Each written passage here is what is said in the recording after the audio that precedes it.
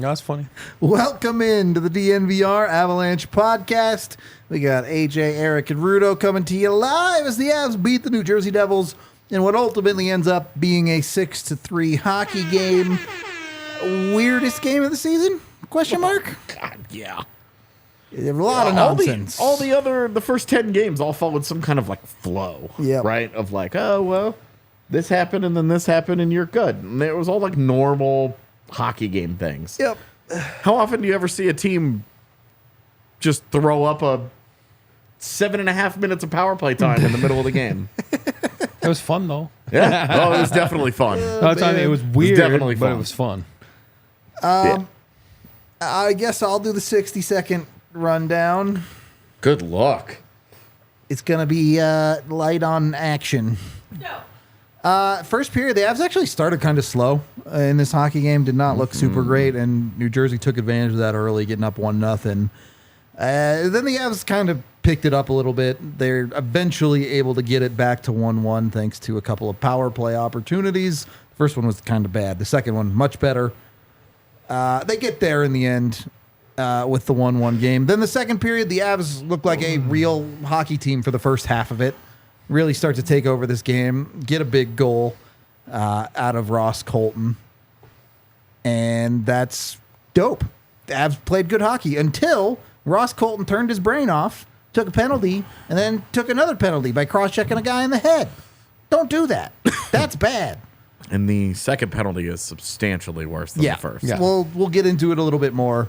And then the game absolutely went off the rails from there. The 2 power play goals on 7 minutes of power play time for New Jersey. Avs get a shorty.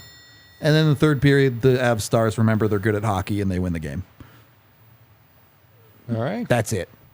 Took me 65 seconds, but that was it. Rewind it. Let's go all the way back to what feels like a year ago at the start of this hockey game. Yeah, right. A year ago. The Avs have gotten away with giving up the first goal a number of times this year. They've also not gotten away with it in 3 games, obviously. Is this something that you guys start to say, hey, this is a pattern you want to see them correct? Or is this more of a just, it's the ebbs and flows of the regular season? I think they play better when they get on top of it, obviously. Sure. You know, then teams they get scared and then they start chasing the game but it's such a championship team, you know what I mean? Like that they don't get bothered by Not worried about it. Yeah. And again, I think in the locker room you try not to make it an issue, you know. Sure. But it becomes a pattern, it's actually there and you're like, oh, it doesn't matter, you know. You're not gonna say it does matter, but it does matter. We all know that. Like, you know, sometimes it's just the ebbs and flows, like you said, of a season. Yep. But you never try to start a game and say, well, let's get down by 1. You know what I mean? Like, obviously. Of course. You know, I'm just, you know, and again, it sounds like a stupid comment, but it's true. But I think more often than not, they're gonna score the first goal. And, you know, especially if they play like To their ability. Yeah. And I would say like the second period, you know what I mean? Like the first 10 minutes of that, you know, you could have reversed that. That would have been a perfect start but they found a way to get back in it and, you know, not let it escalate. The problem with giving up the first one is if you don't get the next one and the other team gets one, then you're like, oh God, we're in a hole early and, you know, catch up. Yeah, catch up hockey's not the solution. I think with the Avs, on one hand, they're giving up the first goal too often. Mm-hmm. On the other hand, it's really impressive how they just don't care. Yep. That's it. Yeah. And like how they continue to respond to That's it. And so you're like, hey, you don't love that you are giving up that first goal on a regular basis. Fun fact, the last 10 playoff games that the Avs have played, they've given up the first goal. It's unreal. Right? Won a lot of those games. 6 of them. Yep. Yeah, 6 of them. Yeah, because last year was lost 4. Right? 5 of them? Whatever, not the point. Can't- No 6. But their response, and this has been a pattern this year of the Avs getting stronger as games go on. Yep. Because we certainly saw, and I know we're going to talk about that second period a lot tonight, but more impressive, you go into the third period at 3-3, and again, once again, swallow that team whole. yeah, Yep. the Avs win that period comfortably. Yep. The end of the game made it look like this game was never close, Yeah. which was not the Yeah, case. the third but- period looked like what the second period was going to look like Yeah. before chaos erupted. Yeah. Yeah, exactly. And so it was just kind of almost like a delayed beatdown Yep. as you took it. We talked in the pregame. They need to take advantage of a wounded New Jersey team. Yep. No Hughes, no Heischer, and at the end of a long road trip. Yep. Like It's not going to get much more opportunistic than that. that's a wounded team. You have to take advantage of that. That is 2 points, Yep. and they do. Eventually, they got there. Yeah. Exactly. That is where you needed it. Yep. They got it. It was a little more adventurous than you would have liked, but they got it. And again, we'll talk about the Colton saga in a minute, but a lot of it comes from their big guys, right? Multi-point nights for all of MacKinnon, Rantanen, and Makar. Kind of the thing that you've been wanting more of from Yeah. Colorado in that regard. Yeah. Big it- time. The Avs' first goal of the game comes from Mikko on the power play. Special teams as a whole was better tonight, besides the fiasco, which even that they scored a shorthanded goal on. So, but with Mikko specifically, it made the chip shot work. The once every 2 years chip shot that he gets to go. I love it. I hate it. I love the chip. I shot. hate it. Well, But we talked about on the watch along. He Yep. was successful because he's not standing on the goal line. He's standing. a foot in front of the goal. Yeah, he's standing right in front of it, and Yeah. he's giving himself a much more realistic angle to deflect that into. Yep. And it works. Funny how that works. Yeah. But I love that the big boys. That's the pressure you get, right? The Mm-hmm. pressure to produce. They all 3 produced. Yep. I mean, we'll leave it at the all 3. You know, we have better. They have a lot of good players, but those are the top 3, right? Yep. Makar, Rantanen, and MacKinnon. They get the pressure to produce, and I hear people all the time say, "Oh yeah, but if the big guys don't score, well, no crap. That's how they're built. They're built on those 3 guys." Yep. Let's know. be real. That's how 28 NHL teams are built. The ones who are built on their depth usually don't go very far. That's it. And what I'm saying is, hasn't been that bad. You know, this is the 4th shorthanded goals they've had. So tonight they get a goal from Colton's line. They get a shorty from. I mean, there was some help, right? You know what I mean? It's just we get pissy when the big boys don't score, and then there's no secondary score, and then you get shut out, and then we're like, oh God, you know what I mean? But somewhere, somehow, they're built that way, and they are built the right way because that's how you win.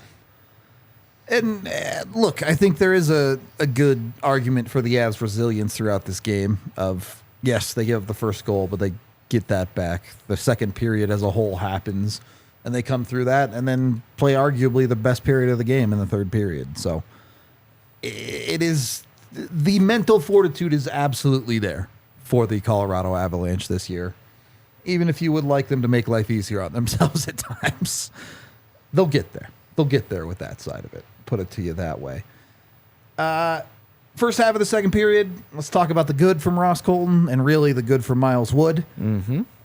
Avs come out and just drop a house on New Jersey to start the second period, basically. Yeah. I mean, they're just up and down the ice. Yep. It was odd man rush, odd man rush, odd man rush. They were just outskating New Jersey entirely in the period. That very quickly culminates into a rush from that third line, which before Colton gets kicked out of the game, best line on the Avs. Absolutely. Okay, just Love checking. They get an odd man break.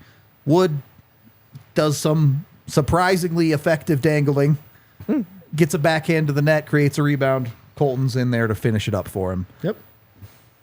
Maybe a bit fancy from Wood doing the dangles and stuff, but ultimately pretty straightforward hockey. Get puck to the net, get guys to the net, puck go to the net. Block a shot defensively, skate down the ice, yes, and turn it into that's when we talk about repeatable goals. That's repeatable. Yep. You make a good play defensively. You use the speed that you're built to play with. You play in transition. You have numbers. That numbers advantage bears fruit when Ross Colton is the third guy. He's the trailer. Yep. Comes in and picks up the rebounds. There's nobody to mark him. Yep. It's just good hockey. It's straightforward. You don't got to do rocket science. Yeah, there's no. You're not looking at New Jersey saying, "Oh my God, what a ghastly breakdown." Yep. Oh my God, what's this? What's that? That's just good hockey. That's something that line can do every single game. It may not get the goal, but Logan O'Connor chances like that. Logan O'Connor and Miles Wood to create that 2-on-1. Ross Colton's not as fast as those guys. Yep. So you let the two blaze it up the ice, and then you have that third guy who's trailing is the one who cleans up the trash, and you get a goal. It's just great hockey. It's lunch pail, right? I mean, it's hardworking, it's blue collar, and then even is it the first goal, power play goal? They're the ones that created that penalty, right? Off of a good shift. They drew the call, or one of those goals. I don't remember which one, but that's what you do. You put your working boots on, you strap on your helmet, you go to work, and that's what we talked about in the pregame. Go to work, look at yourself in the mirror, and then they had this thing back on track, and they did. And then from the top guys to the secondary guys to obviously the PK did something pretty good, right? I mean, obviously being shorthanded that much. I know they gave up 2, but you give up a 5 on 3, which is like, and then you give up 1 in 6.5 minutes. Yeah. And you scored 1, and you got 5-6 scoring chances off on the PK. So pretty amazing. Lindy Ruff's going to look at that game tonight and then look at all the dozen odd man rushes and go like, "Whoa, what was that?" And then he's going to talk to his training staff and say, "Look, I don't care if you have to make Jack Hughes bionic. Get him back. He needs to play." No, but that's where he's going to be mad because he's just say, "Hey, we don't have Jock. We don't have Jack Hughes. We don't have Nico Hischier. You can't go and play a game like this where you give up a dozen odd man rushes. You got to be smart. You can't turn pucks over to 2 of the best players in the world, Makar, or 3 of the best players in the world, right? On that MacKinnon goal there, which is what a bad play by them. Well, you look at New Jersey's side of this, and at every point in the game, except for the last 10 minutes, this was a super winnable game for that team. They had a lead in the first period. Yeah. They had an opportunity to bury Colorado in the second period, and they scored a few goals, but did not do nearly enough with the opportunity given to them. It feels like a letdown on their side, but for Colorado, I think you take a lot of positives out of it. However, before we get into the Ross Colton thing, we are brought to you by Bet365. We are. Go get your bets over there and take one less leg on your parlays than we all take because we always take one too many. Go lose a bunch of money with us. If you're smart and don't make your parlays too big, you could make a lot of money, as there were 30% boosts on the NHL parlays today. So you had a good opportunity there if you didn't just miss like we did. But head over to Bet365 and use the DNVR 365 code when you sign up to get a ton of different bonuses and all sorts of great stuff from them. You can even bet on the DNVR specific bet. We have our own custom bet with Bet365. So you can jump on and ride with those of us that know better about betting, like Dre, who will actually get you to some good quality bets. Go check them out if you haven't. Head on over to Bet365. Use that DNVR 365 code to let them know we sent you over there. And make sure you keep things never ordinary. Must be 21 or older, physically located in Colorado. Please gamble responsibly. If you or someone you know has a gambling problem and wants help, call or text 1-800-GAMBLER. And then, if you need a little protein to get yourself up and going because it's the middle of the night because the Avs play at 8:30, Hero Bread is the option for you. They have a fantastic set of options. Not just sandwich bread, but other things like tortillas and buns and all of that good stuff. And when you use code DNVR over at hero.co, you get 10% off your order. The bread itself is ultra low net carbs as well as 0 grams per sugar per slice. It's also super high in protein too. So it's great for pretty much anyone who's looking for that. I know lots of people will have like a keto diet where you can't eat bread. Hero bread, you can eat. That's what it's good for right there. So go check it out if you haven't. Again, hero.co, hero.co to order today, or you can also find it on Amazon if you do shop that way too. And use the DNVR code to get 10% off. Second period of the DNVR Avalanche podcast. Ross Colton. Goal's great and everything, It's a great goal. but just has a brain off moment. Yeah, the hit on Hughes looks way worse than it really is. It's definitely interference. Yep. And that's fine. And that's the call that Yep. it ultimately ended up being. No Yep. problem with that. And then heat of the moment, fired up, Well, ends up cross-checking Timo Meier in the face. Eric already sounds like a guy who's gotten away with some cross checks to the face before. I'm not saying it's right to do that. I'm saying Are you not I condoning was just reading violence? Bednar saying that he didn't, he's saying that it got out of hand. I mean, he's saying it's not that bad. I mean, I'd really like to see it again. Like, you know what I mean? Like, I don't know. Maybe I'm in agreement with Bednar on that one. Or maybe he's just trying to soften the blow before the call tomorrow. Right? I don't know.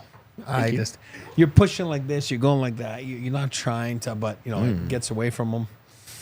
God, I'm not saying it's smart. I'm not. Well, but I know what you're trying to do. Once you get caught, because you're getting a penalty, so now you're trying to suck somebody else in, right? I get it, but I agree with you guys. It probably went overboard. Is it suspended worthy? You just I don't know. Can't hit people in the head, man. yeah, and you can't. No, that's my point. I agree with that. And it's point. and it's not. There's no. You can make the heat of the moment, but you can't make it. It's part of the play. No, he's I not agree. making a hockey play. The play's over. Dude, these are huge. I agree. Thanks. I'm just trying to find it here, but So I guess that's where for me I'm just like,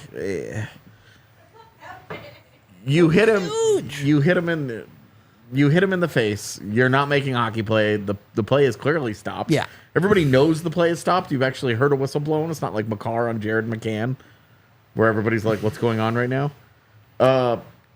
Like it's just dumb. He just skates over and gets a stick in a guy's face. Yep. I guess the side of the head, but There's no excuse for it. yeah, it's dumb. And my hope is that the game misconduct will serve as a de facto 1-game suspension. 'Cause it happens right about halfway. Yep. The team is obviously punished for it. He is punished for it. Is that enough? Yeah, Yeah. exactly. Does Department of Player Safety really need to do something different? well. They need I'm some hoping not additional because here. I don't think it was intentional. I think you guys agree. And the part is, I'm going to say is, I didn't like it for one fact because I always go back. This team wants to win the Stanley Cup. If you do that in the playoffs, you're putting your team in a deep hole. Yeah. Forget about the suspension, not suspension, whatever. Yeah. I just think that, okay, you took the penalty in the corner. Do I like the sandpaper? Do I like the grit? Do I like the snarl? Like everybody talks about the truculence. Yeah, it's awesome. I mean, Wood and Colton tonight were flying. Like we just talked about it with, there you go in the corner with Hughes. I think it's just 2 minutes for being more intense than the other guy. You know what I mean? I agree with that's this, it. I don't yes. think it's dangerous. I don't think it's just, but it is a penalty. Okay, great. We'll take it. But I know what he's trying to do. He's trying to get back. But Yeah, I just neither guy has touched the puck in that's this fine. whole sequence, and Again, so it's one like goes soft, one goes hard. yeah, and the guy who goes in soft pays the price for it. And the other on guy live, gets it looked way penalized. worse than it really was. But because it's like, wow, you know what I mean? There's a bang. It's just Yeah. like the Wood hit. Wow, boom. You know what I mean? Like, again, they're bowling balls. We talked about that last week, 2 weeks ago. Those guys play a north game. There's no south. They just go, right? Now, what I didn't like about Russ's play is you can put your team in a tough spot. You know what I mean? In a playoff game where all of a sudden you lose the game because of that play. You know what I mean? Forget about, like I said, the suspension. They'll decide what they want to do. The player safety will decide, Yeah. right? Every play is reviewable. If they deem that it was dangerous, they will. Whether Bednar thinks it wasn't that bad, whether I think it wasn't that bad, whether you think it was bad. You know what I mean? Like, or all the fans that are yelling. At the end of the day, George Peros is going to, with the player safety, Spin decide the what it is. wheel. And it could be nothing and it could be a fine, right? Who knows? We'll see tomorrow. But I If just it's anything didn't more like, than one game, it's incredibly stupid. I just didn't like that and I love Russ has been awesome. Yeah. I love the way he plays, which is one way. There, I know what he's trying to do, but he just crossed the line, and then you put your team in a tough spot to go kill those 7 minutes. And I don't even he know must have that- felt like crap in the locker room, you know. So, That the second half of it, I completely agree with Yeah. you. The checking of the cross check of Yeah. Timo Meyer, you just get your stick in his face. Like there's just no need. Yep. There's just no need for it. I agree. And that's what makes it bad, is that you can engage, you know that Yeah. you're gonna have a conversation because you just smoked their prize rookie. They think that it's a bad hit. Yeah. Any of them that will go and watch it will be like, it's not that bad. No, Yep. exactly. You know, they'll all react the same way after the game, the way that Cale Makar did on the Kyle Opozo hit in the Buffalo game, where after the game everybody just kind of cooled down and was like, "We're cool, like Yep. it's fine." Ended up being okay. Yeah. no And one was hurt. And what Cale whatever. say? He took responsibility. He said he was going too slowly, and That's he my put point. himself That's in a what I'm bad saying. position. And I'm not blaming Luke Hughes. Can be an all-star, and I just Luke felt Hughes does went put himself in a bad position that's what there I'm because saying. Yeah. you are going after the puck Yeah. in the corner in an NHL game, And know you who have you're to know playing that a against. forechecker is going to hit you. Yep. I always tell you guys the first thing I did back then when I was on the ice is you look who you're playing against. If you don't know after that period, like you're playing against 20 and 20, well, they're coming hard. Yep. Lesson learned, you know. Definitely. No complications to that. Yeah, then part of being in the NHL is learning how to get hit as well, Yep. and protect yourself. 100%. And Luke Hughes has to do a better job in that instance. Yeah. He has to do a better job of preparing to brace for what is inevitable contact. From the perspective of avoiding boarding, I think both of those plays are textbook how you don't board someone. Yeah. You go Yeah. around them, you Yeah. hit them shoulder to shoulder. Yeah, exactly. Like, I agree. anyway, you guys did get us to over 100 likes, so we're going to do some Vitamin W winner shots here. We appreciate y'all hooking us up with over 100 likes. There you go. There you go. There we go. There we go. Yeah, some Breckenridge Distillery bourbon whiskey right here for you. Woof. That's the good stuff. You can Thank get you, your sir. Breckenridge Distillery whiskey from BreckenridgeDistillery.com. Highly recommend you go check these guys out. Their whiskey is like the most award-winning whiskey ever in history. That's a lot of It awards. seriously has like dozens of awards. It's outrageous. So go check them out if you haven't. Delicious stuff. They also have other alcohols as well. If whiskey's not your thing, they have a vodka now and some other things. So go get some. Continuing this conversation. It happens. The Avs end up on this penalty kill, which is already a weird situation because there's a penalty from New Jersey. The Avs took a too many men penalty. That was a thing. Soft. It's not so the whole reason it's a penalty, right, is because the player that gets on is the Avs gain the advantage. Yeah. Because Taves keeps the puck in the zone. And so that's the whole thing, is that Makar's skates are still technically on the ice. He's on his way through the door. Right? Like he is not part of the play, but they said that because Taves got on and participated in the play too quickly, it's a penalty. It's bullshit. Yep. It's total nonsense. The guy you give that buffer zone for a reason, and the guy is not part of it. To say that they have 6 guys participating in that play, you have 6 guys on the ice? BS. Yeah. Are you insane? Just an absolute... It's absolute insanity that you would call that too many men. Well, Agreed. Cale was gassed, and that's why he left, obviously. And he just kind of went, slow. Because he was out of gas. He went slow to the Yeah. bench. And, I think Taze is looking at the play, and he's like, oh, the puck's going to get out, right? I gotta get out there Yeah. quick, But, yeah, you're right. I think it's a soft call. It's You- a soft call. I didn't like it. You, as a sport, have agreed to play the game in a way where you allow players to change on the fly while play is happening. If you're going to allow that, then allow it. Yeah.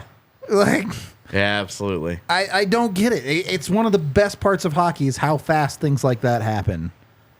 And now you're going to measure out, oh, well, he was 5 feet 2 inches, so he was outside the buffer zone or And whatever. he's Come not, on. though. Like, even if you, like, the Nazem Kadri in the Stanley Cup final, like, by the letter of the law, Tampa Bay had a good argument there. That exact line change happens 1,000 times in a game, so it's really not a big deal. Every team does it. This is ridiculous. Right. It's a pretty stock line change. I mean, it's not even. It's a one guy change. One guy. Yeah. They gain no advantage from him still being on the ice. Yep. I didn't like it. Thought it was silly, but ultimately, well, I guess the other question that I would ask is if Taves half a second, if he just decides I'm not holding this puck in the zone, it's not a call at all. Right. And the Avs have to reset on that power play. But Devon Taves doesn't have eyes in the back of his head. He doesn't know where Cale Makar is. Totally. He just knows he's getting off. Yep. So I everything about it, I hate it because it is like the strictest definition of that penalty. And that would mean if they called it like that every night in every game across the entire league, 30 of those calls a game. There would be so many of them in every single game. And to do that in that situation, it feels like they're trying to make a call. Yep. It feels like, hey, these other guys have gotten a handful of power plays here. There was just a big hit. Yep. Because that was right after the Miles Wood one. Yeah, goes in with Dougie Hamilton. Jeez. And then Hamilton hits him in the back, and that was the whole shenanigans, right? Yep. So that was the power play, and then it felt like they were looking for something, and so they were like, well, very technically we could call this. And then they did. And it sends us into chaos. And while that's dumb, obviously that doesn't excuse the Avs' silly plays after the fact. Ross Colton owns what happens next. Yep. Absolutely. And the Avs end up in a short 4-on-3 situation, which turns into a 5-on-3. They immediately give up a goal there, which has multiple issues with it. One, with Jack Hughes and Nico Hischier out of the lineup, the one guy you don't want having the puck is Timo Meier. And they leave him all alone in front of their own net. Yeah. And even still, not a great goal to give up from Georgiev. 4-on-3, man. Yep. You've just got to make a choice. You've got to give up open space somewhere. Sure. And where New Jersey is tough is because Dougie Hamilton is probably the better second or third shooters. Yeah. Best shooting defenseman on a power play in the NHL. Mm-hmm. So you do want to defending them high makes a lot of sense. Yep.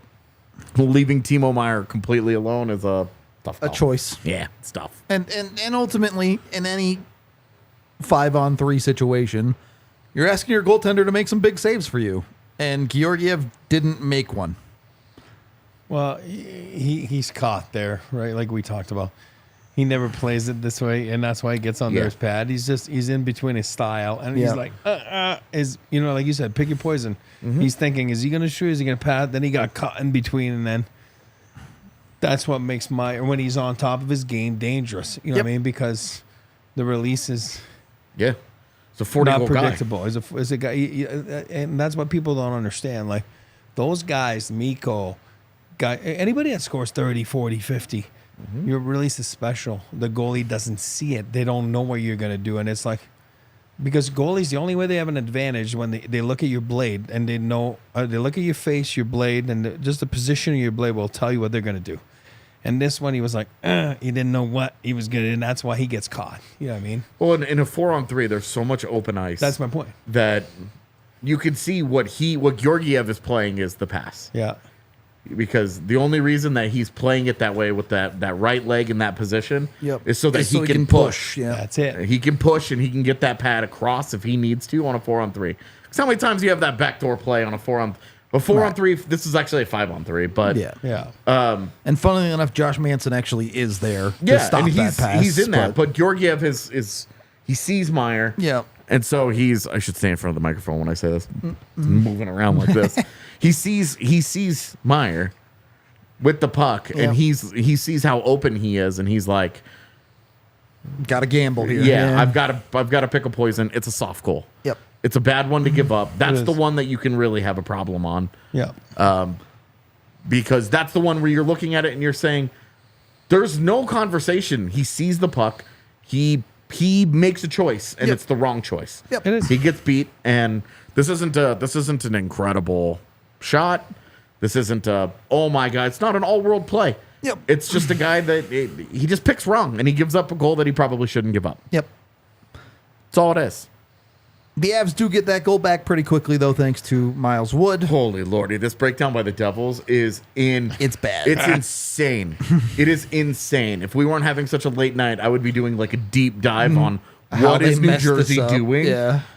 Because that's not a PK unit that plays together. And Miles Wood's just like, there are no Devils here. We have the puck. I'm going to skate into space. That's it. Yep. And I call that, and the coach is going to be mad. They're going to look at it tomorrow. But I call that a schedule thing. It is. You're 4 and 6, different time zones. You're dead. You're not thinking. And when you don't think, that's what happens on that play there. It's a horrible take by them. It's laughable because that's how bad it is. Yeah. You know what I mean? And they're NHL players. They're professionals. They're guys that, I don't care that Jack Hughes is not there, whatever it is. It just can't happen. And Yeah. there's a reason why they lost the game tonight. Because they made plays like that. There was a lot of that. There was a lot of that. There were a lot of Avs skating freely around the ice all over. Well, And again, we'll give credit to the Avs too. You know what I mean? Like they played well. They made it happen. Man, I mean, look, that's making it easy on them. Yeah, That's the level of making it easy on them that the Avs did in Vegas, where they were just like, yes. here, sir, have a many very good scoring chances, please. Well, That's it. and for once, the ex-player curse works in the Avs' favor. Yes. Because you have Miles Wood breaking in on a goalie that he's pretty familiar with. Yeah. So, gets to take advantage of that. I also did want to credit Valenchushkin. I know he doesn't make an incredible play. He just throws it up to Miles Wood.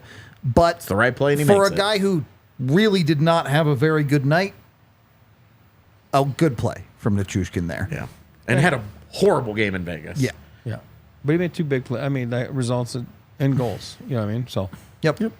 it's bounce back game. He was part of winning, and that bounce back. Bounce back. he was a big part of losing in Vegas. So, Difference there. yeah. Yes. Unfortunately, when you give a team 7 minutes of power play time, they're likely to score a few goals. They do get another one. It's a CNI shot through a number of bodies from Dougie Hamilton. Yeah. I don't know. I don't really have that much of a problem with it. When you see that reverse angle and you're watching Georgiev as he's tracking the puck out Yeah. high, and then when you lose sight. The camera is on the other end of the ice, and you lose sight of Georgiev's face. How's he supposed to see the puck? Yep. Yeah. And you can tell the way that he goes down, he doesn't really see He's it. just hoping for the best. yeah, and you can it glances off the top of his pad Yep. and goes in. Because you're playing the percentages, and that's what he's doing. He's on top of the blue. He's squared. He's up. Gloves are out up front. Yeah. And he's like this. And then you got to find a way to find it. But when there's bodies like not only like this way, but they're also this way, you're taught like right there's because if you start chasing it like one way or the other, then it comes on the other. There's going to be some stretches like right now.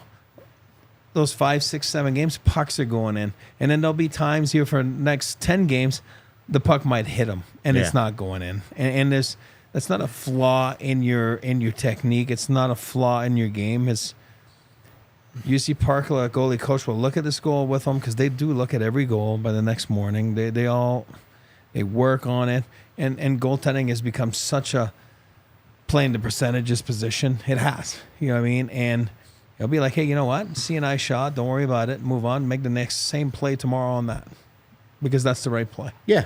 It's nothing you can do. So The only real frustration that I have isn't about that goal alone. It's No. about the body of work from Georgiev of giving up shots from distance. Yep. He doesn't track them from the point all that well at times, No. and we see a lot of goals that get scored from I out there agree. against I agree. him in particular. And so it's like, hey, if he doesn't give up that second goal, and that's the second goal, I don't have any issues tonight from Georgiev. Exactly. I don't have any issues, man. And now I brought it down to 3. And Well, and next in a- game, bring it down to 2. And then in he's a back on 3-2 track. league, that can often be the difference between you've won a game and Agree. you've lost a game. I did Tonight, not- it ended up fine. Yeah, I didn't like that second one. Yeah. But the first one, well, he can't do anything. Third one, can't do anything. Well, and I will say, I think what Georgiev has done well, particularly as games get later, he doesn't give up the one that makes the Avs fall behind. They've given up a lot of the first goal in games, but once the Avs get a lead, he'll give up the one that ties it, but he doesn't give up that next one. And in part tonight, that is certainly credit to the Avs. They only give up 23 shots total to the Devils on the night. Yeah. Didn't really give them a ton of opportunities, especially in the third. Yeah, when you've given up 16 shots on goal after 2 periods, and that second period included 5.5 minutes of power play time. You're doing pretty good. Yeah. Hard to argue. Yeah. We'll also add that the Avs did catch a break with the incredibly dumb Alexander Holtz penalty on Devon Taves. Yeah. During that power play. 2 minutes of 4 on 4. They got 2 minutes of 4 on 4 to kind of stem the tide a bit. Yeah, it helped, Yeah. to say the least. But you end up going through an incredibly weird period in your 3-3. I think on Colorado's side, you feel pretty happy with being 3-3, even if you feel like you did squander a chance to take over the game in that second period. As New Jersey, kind of the opposite. You feel like a team had an opportunity to take over this game, and they didn't really take full advantage of it. Yeah. Kind of the opposite. Yep. And then you get to the third period, and it shows. Colorado just drops the boom, basically. Yeah, and again, like the Avs, we've talked a lot about their third periods this year. This is another example of that. They just outplay a team. Yep. They're a beaten up team. They're a tired team. You took advantage of a wounded duck here. Yep. That's all it is. And 2 really bad giveaways. I guess 3 really bad giveaways. We're counting the empty netter. Yeah. 3 really bad giveaways by New Jersey, and the Avs just capitalize on those chances. And that's the difference. And they're 4-0 at home, and there's a reason for that. It's exactly that, the third period. And Rudo always says you play who you play, right? Or whatever it is. Like, you can't change that. Yep. And when the Avs go in buildings when they're tired, and we know they've had some games this year where they've come up on the W column where, they turned the tables on the home team. So kudos to the Avs. They played another great third period. They jumped on a tired team. They didn't let that second period affect them. You know what I mean? Like where they were so shorthanded for a lot of guys didn't get a lot of ice time, and it's not easy from MacKinnon to Pavel, right? You know what I mean? And by the way, I like this game. For the 7 minutes that he played, I thought he was more than fine. Had some energy, played the right way, and killed the clock. And that's what you need to do when you're a guy like that. He showed that he can be trusted and come on up and give him some valuable minutes if a guy like Olofsson's hurt or whatever it is. And I thought he was a good fit tonight for that hole. Of course, Russ being ejected gave him more ice time because they were down to 3 centers, but I thought he delivered. That third period, 16 minutes and 39 seconds at even strength. Yep. The Avs with an 11-5 shot advantage, 8-4 scoring chances, and the big one here, the 6-0 high danger in high danger chances. Oh, yeah. I like that is how you close a game. That's it. Well, and keep in mind, the majority of that period, the Avs led. Yeah. The Rigel goal is in the first half of it. Comes at 7:30 into the period. And I'm just saying, this isn't the Avs are dominating all the metrics because they're playing from behind and trying. Right. This is a team that played really well to get ahead and then played even better to stay ahead. Yeah. That's winning stuff. Yeah, and then you score 2 minutes apart. Tie game in the third period.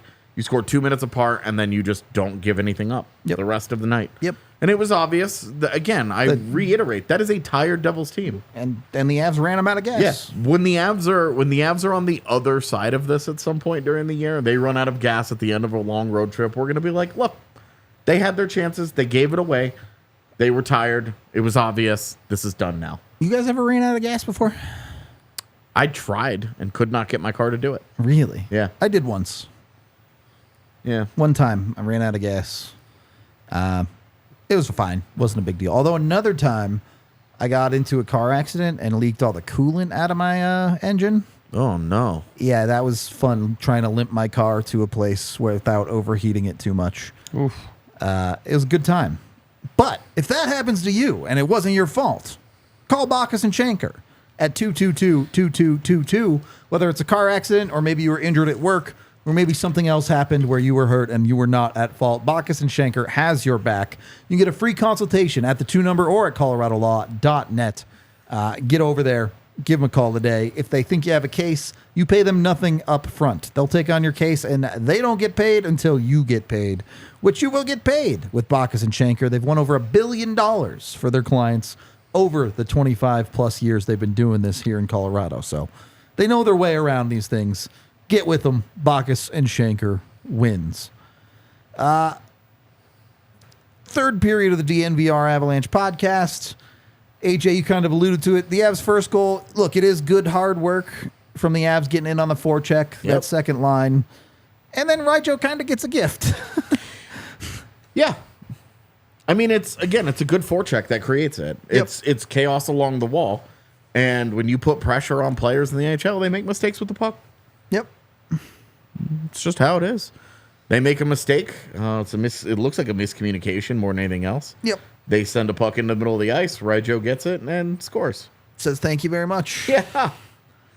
So you get a goal out of your first line, your second line, and your third line. Pretty and good that was hockey. even strength, which was huge, right? You know what I mean? Yep. For me, I don't care that much. A goal's a goal. Yeah. About even strength power play when it comes to Ryjo, as long as it continues to produce at the level he is, I'm okay. Him getting one at even strength is great, though. On his way to 30 really plus is. would be just fine, even if 29 of them are on the power play. Just I'm to good, get man. one. You know, Definitely. Totally, Yes, totally. It's It's just like, absolutely. I think mentally it helps you. Yeah. Because, It's but not again, a thing. I mean, first star, Miles Wood. It's always, I don't know.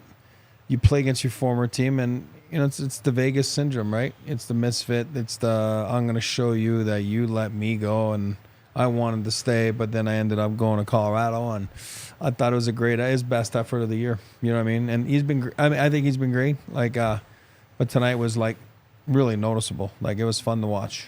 Yeah. You know. You want to show your former boss that, you know, you made a mistake, and I think it's awesome. Well, and you know the goals are great. They Obviously, are so great, man. But the plays that really endear Miles Wood to you are not those. It's the wrecking ball type stuff where Yeah. he's banging into stuff and Love crashing it. into the end boards and all that. When you Love can it. see the problems that his speed caused in New Jersey. Yep. Which to me blows me away. If Those guys- anybody should know, Exactly. You should know. What are you doing? But again, that's what tired legs will do on a long road trip. And Yep. the Avs had their legs under them. They were skating hard tonight. Yep. And they were forcing New Jersey to react to that kind of to the speed and the pace and the pressure. Yep. And when the Avs play like that, they are very, very, very hard to beat. Yep. They just are. Miles Wood looked awesome. I'm just baffled that I think he's been great shorthanded for the Avs, and it just blows my mind that for 7-8 years he didn't play really squat Yep. shorthanded with the doubles. So Well, and he hasn't really done much of it for the Avs because Nichushkin and Lehkonen Yeah. and Cogliano and LOC and Olofsson. but for the little that You're he does, you're looking at it going, they don't really need that help that much. But tonight, when you're killing 5 minutes of power play, you need to get into the reserves. And for him to come up big in that moment, I mean, that's That was awesome. huge for them. And then you get one from Nathan MacKinnon as the insurance goal. Yeah, your stars make a play. Took a couple of goes at it. He had a post. He had a saved shot. He finally is able to put one in on a nice cut to his backhand side. But it felt like it all came together pretty much for Colorado in this third period, Yeah. right? So you go from a brutal 7-0 game against Vegas to a game that played out very weirdly, but underneath that had all the hallmarks of a good Avalanche win. It's hard not to feel pretty good about that. Yeah. I think we have a couple super chats to get to, and then hopefully we can call it a pretty short night, given that it's tomorrow already. No kidding, man. $2 from Vaguely Sober, who sends the sweaty boys for Ivan. Yeah, the Eagles won 5-1 tonight. undefeated at home. Yep. Lots of goals from the Avs prospects. Thank Oscar Olsen. Yep. He's been good. He's been good the Another last power few. play goal. And it looks exactly what you would think Oscar Olsen goal looks like. Yep. Skates out and shoots Identity. it. Scores. Just a great Identity. shot, man. Simple. Yep.